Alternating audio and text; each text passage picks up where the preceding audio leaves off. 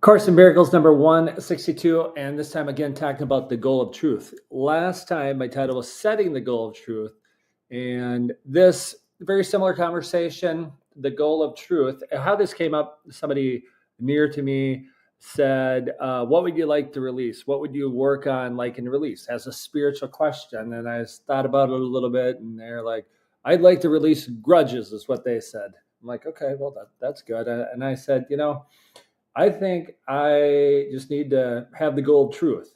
And it was kind of like a weird look, like goal of truth, like what is that? So I thought this would be a good example to explain the setting of the goal of truth a little bit further. And like I said in the top of the last show on the Course of Miracles, it's like, well, this is just a concept I haven't thought about. You set goals in other areas, but the goal of truth, boy, that makes a lot of sense. So we all have things we probably want to release, forgive, and release, to kind of piggyback on that thought and say you wanted to release grudges. Very good. Like it would very much help you to just let go, right? But the goal of truth, if you're walking in truth, you wouldn't have any grudges. You wouldn't have unforgiveness.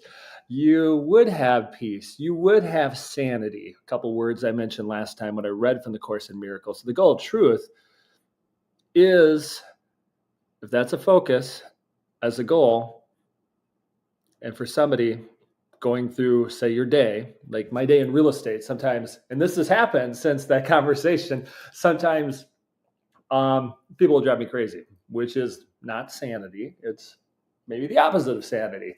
And it's normally other realtors, honestly, or lenders. It's not buyers or sellers. So if you're one of my buyers or sellers, it's not normally you, although it could be you. So you never know. But the goal of truth, these people would not bother me or annoy me if I had a different goal. If my goal is fragmented, like I read last time, you can always go back to last Course in Miracles show. If it's fragmented, that's from the ego. I'm fragmenting the situation and saying it's got to go this way, or these people are driving me crazy. But the goal of truth, you can step back and say, you know what? Yep, this doesn't bother me. We'll just get through this. It's going to be fine, because here's how I'm going to handle it.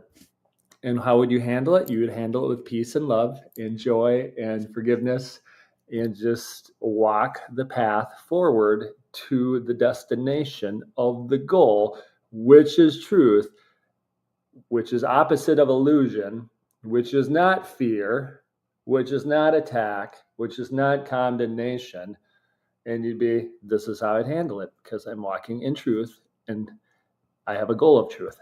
So that's a very good reason, a little bit of an explanation of why to have a goal of truth instead of these other goals, or the fragmentation of the ego, which puts you in those other negative situations, which causes fear, insecurities, all kind of negative words. I don't have to go through that. But so the goal of truth is a new thing for me that I'm working forward. But so far every day I catch myself like, So it's like goal of truth. Got to keep that forefront.